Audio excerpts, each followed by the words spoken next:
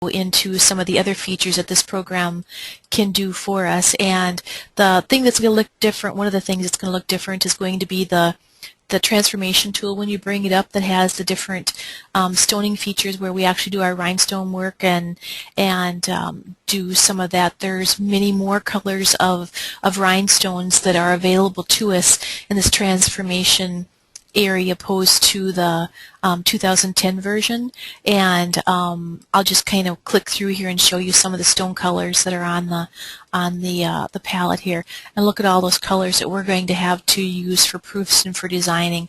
I mean, it goes on and on. It's endless.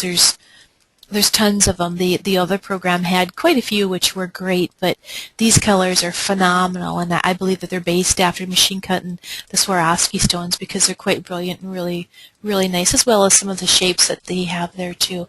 And I'm still just going through the colors. I'm going to go a little faster here so we can move on, and I'm not even halfway through all the color selection that we have here. I'm just over half now, but you can see all the colors that are available to us, from paparaja to, you know, all the different gold colors, smoky topaz. There's just so many to choose from that I don't think there's anything that's missing from this color palette. This particular software has all of these colors that were needed: sun hyacinth, topaz aurora borealis. I mean, it's just phenomenal. But let's get into the heart of the program. You can see the areas of the stoning. The stones are all set up the same. Spacing is set up the same. But now we have outline features, center line features, a fit feature that we can put different sizes of stones on, whatever fits the best. We have different ways of filling. We have our fills in our engraving area, our regular fills. But we also have additional ones. Now we have standards, horizontal, vertical shift, as well as partial and full islands, and we can also set the partial. We can set it at different levels here. And let's just go ahead, and I'm just gonna go ahead and stone something so you can see how it goes, and then I'm gonna talk about some of this other stuff here. I'm just doing an outline on the WinPC 2010 here actually, and we'll let you see how that outline feature works, and you know, it does a really good job of doing the outlining on there. I'm going to go ahead and back that back out. I'm going to move it, put all the stones in where we need to go. But here we go. Okay, and that actually worked. Didn't want to do that. That actually worked quite well, and you know, filled everything in really, really well. Let's just go see what size stones we did, though. Yes, it was a 14SS, which is what I use for a 10SS. So I'm going to go ahead and back that back. And another thing I wanted to show you that is new for this particular program is you can take two or more and group them. But now, instead of going up to the group and ungrouping, there's a little break group here or a little grouping. So I could take and just do that and group it, you know, right there, and it's grouped, or break it, and now it's broken apart. So that's a fun little feature. It'll save a little bit of time as well, too. I'll go ahead and get rid of this, although let's show you the center line feature on this one. And the center line feature is kind of fun if you have a font that you just want a single line of stones to work off of. Before, we used to have to make it into a center line font, and this way you can see it takes and makes into a single line of stones. You're going to want to perfect this and make these lines a little bit better, but it gives you a place to start on, which is really fun. So we'll go ahead and get rid of that, and let's get rid of that. And, well, let's bring that back for a second. Let's try a partial fill with 2 lines on this. Let's see what that does. And again, we're at 14SS, which is what I use for the 10SS stones.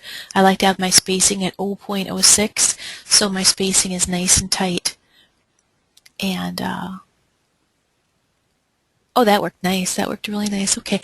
And another feature on this particular new part of the program is you can take and, with your lasso tool, you can take and encompass one color, and it's a brush color.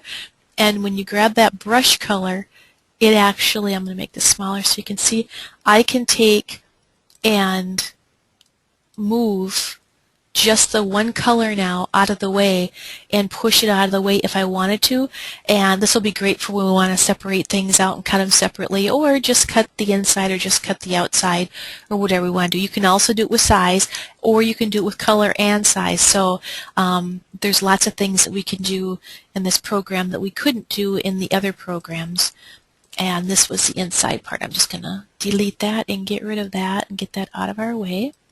What I'd like to show you next is I'd like to show you the island fill, and I'll go ahead and do a full island fill on this, and it's going to be a lot of stones, so we'll just give it its time to go ahead and work, and we'll just see how that fills up real nice. And then the outline, I like that feature. The outline is a separate color, so if I actually want to drag that off, I can and cut it separately than what the other colors are.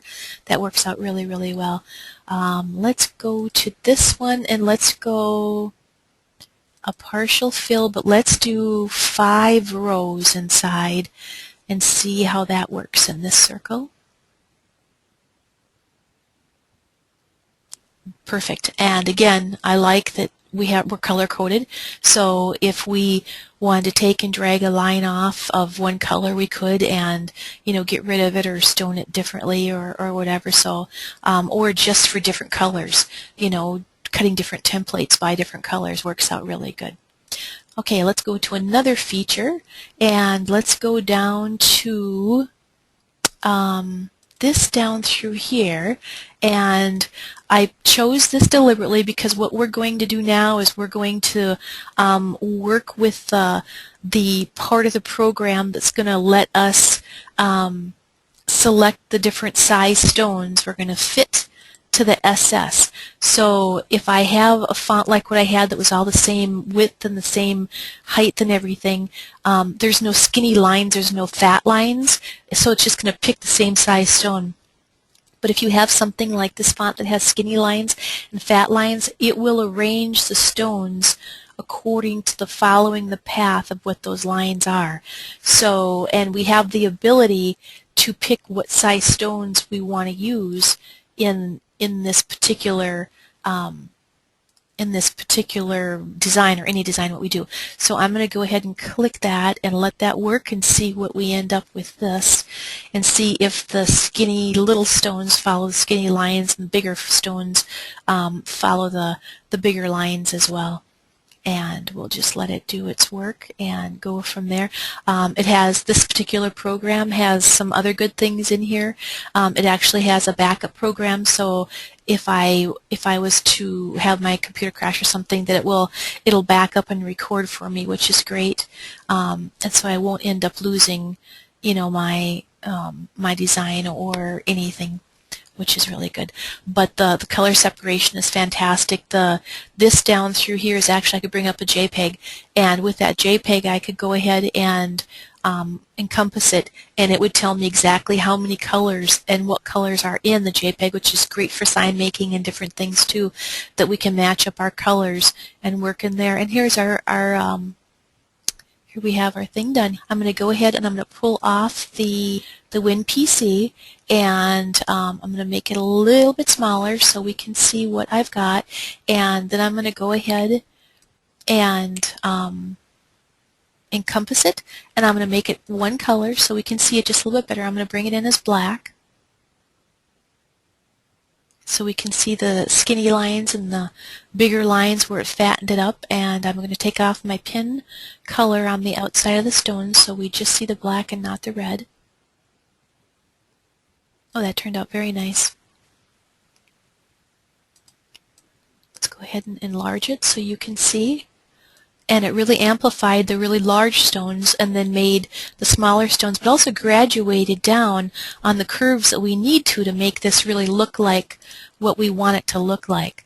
I may not do the very small or the very large stones like what I have here, but it does, for the purpose, it shows exactly what we're trying to do here and how it just does it automatically. It took a little time to do it, but instead of sitting there and hand setting it, that works out great. So I just want to show you around WinPC 2012 a little bit, and I'll be doing a ton of videos out. I will still do the ones for 2010 for the people who still have that program and haven't gotten the new program yet.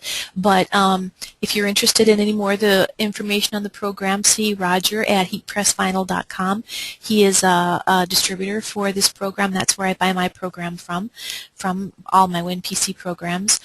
He also does sell the GCC cutters, which I also work with the Expert GCC cutter for my templates, and they do a great job. So again, if you have any more questions about WinPC 2012, let me know, or join our forum at www.winpcsign2010, and I have lots of videos on there, and there's a lot of people on there that we network and help each other try to figure things out and do different designs and different things. So if I can be of any help, or Roger can, rhinestonetemplates.com or www.heatpressvinyl.com. Thank you.